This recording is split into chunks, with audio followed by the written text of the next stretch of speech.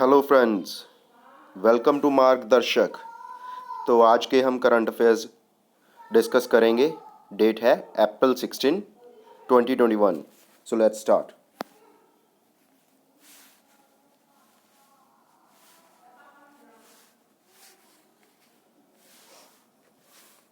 Which bank has announced of shutting its retail business operations in India.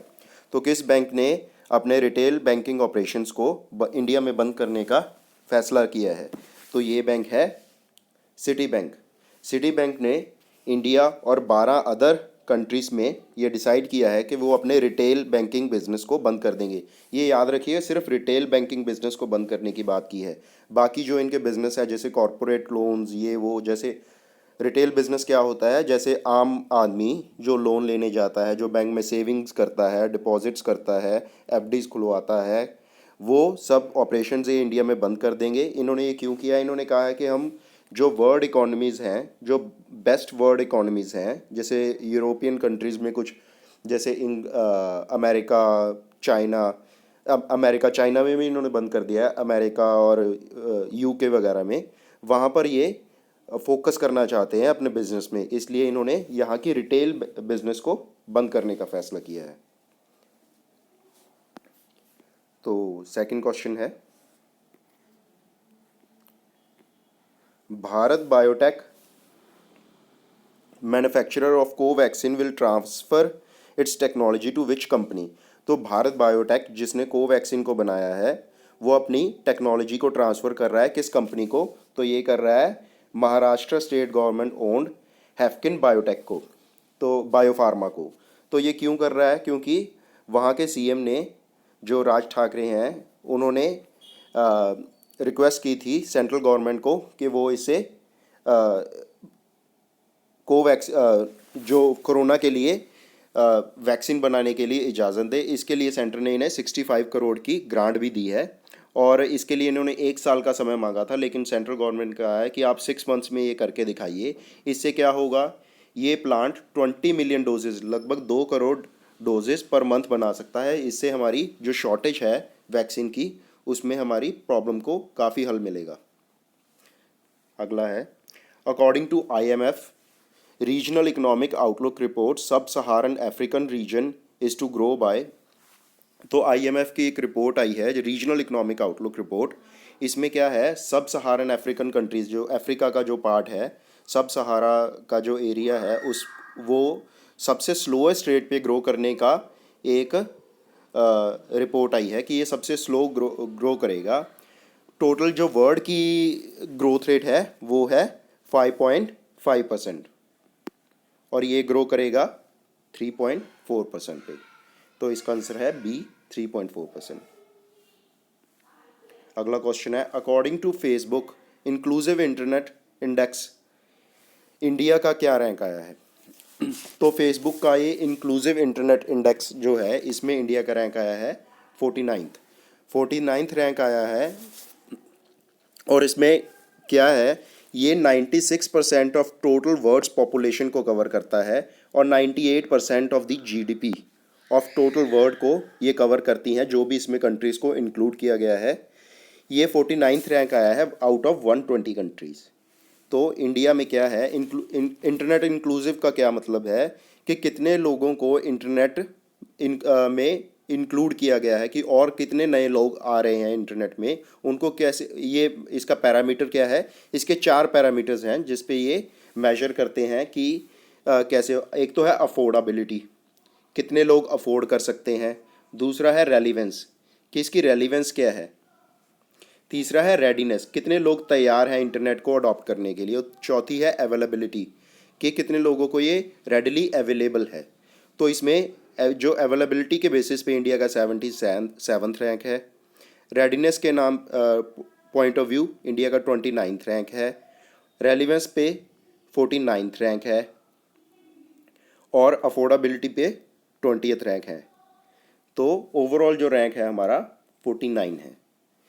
तो इसका answer है D, ये D है, डी 49, मिसप्रिंट हो गया।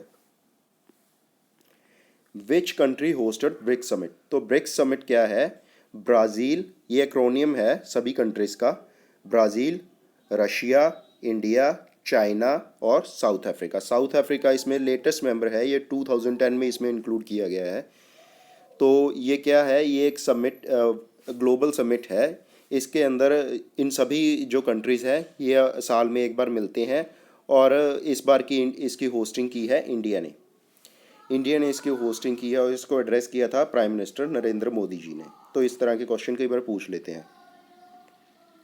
अगला है, United States has banned which vaccine due to blood clotting reasons. तो क्या है, यूनाइटेड स्टेट्स ने एक वैक्सीन को अपना बैन कर दिया है due to blood clotting reasons. इसमें इन्होंने 5-6 मिलियन लोगों को ये वैक्सीन अभी तक लगा दिए थे शॉट्स, और उसमें से 5-6 लोगों को ब्लड क्लॉट्स के प्रॉब्लम्स आए, और इन्होंने एक स्टडी की जिससे पता लगा कि इस वैक्सीन में एक हार्मोन बनता है जिसकी वजह से ये ब्लड क्लॉट्स हो रहे हैं। तो ये जो वैक्सीन थी ये कौन सी थी, ये जॉनसन एंड जॉनसन की डेवलप की हुई वैक्सीन थी। तो इसका आंसर है सी, जॉनसन एंड जॉनसन। हमारा अगला क्वेश्चन है, ISRO ने एक एग्रीमेंट साइन किया है with France for which project. तो ISRO यानी कि इंडियन स्पेस रिसर्च ऑर्गेनाइजेशन, इसकी स्थापना कब हुई थी, 1958 में। नासा की भी 1958 में ही हुई थी। तो इन्होंने एक एग्रीमेंट किया है फ्रांस के साथ, उसमें फ्रांस हमारी ये स्पेस रिसर्च में होगा ऑफ कोर्स, क्योंकि ISRO इन्वॉल्व है। तो इसमें फ्रांस हमारी मदद करेगा टू बिल्ड गगनयान। गगनयान क्या है, ये पहला इंडिया का ह्यूमन मिशन है टू स्पेस। इससे पहले इंडिया ने कभी भी आदमी को स्पेस में नहीं भेजा। हाँ, हमारे राकेश शर्मा जी गए थे, लेकिन वो इंडिया का स्पेस ऑपरेशंस नहीं था, वो USSR का था। उसमें USSR के स्पेसक्राफ्ट पे गए थे राकेश शर्मा जी। तो ये इंडिया का पहला मैन्ड मिशन है गगनयान। अगला है, माना Foresta India's first vertical forest tower built in which city. तो क्या है, माना फॉरेस्टा एक बिल्डिंग है, इसकी मैं आपको फ़ोटो भी दिखाता हूँ। ये है, ये इसकी फ़ोटो है। ये बिल्कुल नेचर के करीब बनाई गई है। इसका थीम है कि जो आदमी और प्रकृति है ये एक दूसरे के बिल्कुल पास पास रहने चाहिए। इसके चारों तरफ हरियाली ही हरियाली है, बहुत सारे पौधे, पेड़ पौधे इसके साथ साथ ग्रो किए गए हैं।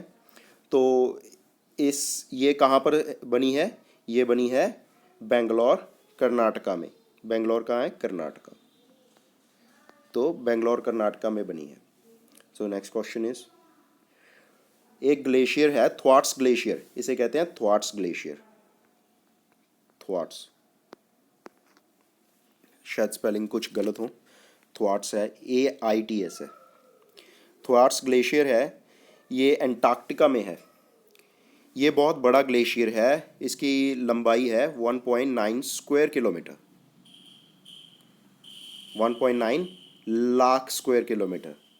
तो ये बहुत ही बड़ा है, इट्स अ ह्यूज ग्लेशियर। इससे हर साल समुद्र का लेवल जो बढ़ता है उसका 4% यही कंट्रीब्यूट करता है। इसको डूम्सडे ग्लेशियर इसीलिए कहा जाता है क्योंकि इसके जिस तरह से जिस रेट पे ये मेल्ट हो रहा है उससे समुद्र का लेवल बहुत जल्दी बढ़ रहा है, और ये अपने पीछे जो ग्लेशियर्स हैं उनको भी होल्ड करके रखता है, उन्हें भी पिघलने से, क्योंकि ये ठंडा वातावरण बना देता है जिससे वो कम पिघलते हैं। अगर ये पिघल गया, कह रहे हैं कि 100-200 साल में ये पूरी तरह से सी में सबमर्ज हो जाएगा, जिससे सी का लेवल 1 मीटर तक बढ़ सकता है। 1 मीटर तक, 1 मीटर तक बढ़ गया तो आप सोच सकते हैं कि जो कोस्टल सिटीज़ हैं, जैसे अमेरिका का सबसे बड़ा शहर है न्यूयॉर्क, वो एक कोस्टल सिटी है। मॉरिशियस, मालदीव्स, ये कोस्टल कंट्रीज़ हैं, ये सब डूब जाएंगी। तो ये इसलिए डूम्सडे का मतलब होता है कि मौत का दिन। तो इसको डूम्सडे ग्लेशियर भी कहा जाता है। इसका आंसर है A, एंटार्क्टिका।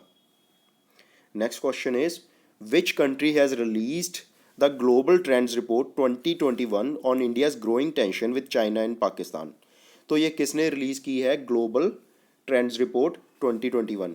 ये एक अमेरिका, USA का थिंक टैंक है। जैसे नीति आयोग इंडिया में है, इंडिया का थिंक टैंक, जिसे 1 जनवरी 2015 को बनाया गया था, उसी तरह से अमेरिका का थिंक टैंक है, ये रिपोर्ट हर साल ये रिपोर्ट जारी करता है। 2021 की रिपोर्ट में इन्होंने कहा है कि 5 साल में के अंदर इंडिया और पाकिस्तान का वॉर होगा, और फिर इंडिया, पाकिस्तान और चाइना का वॉर होगा।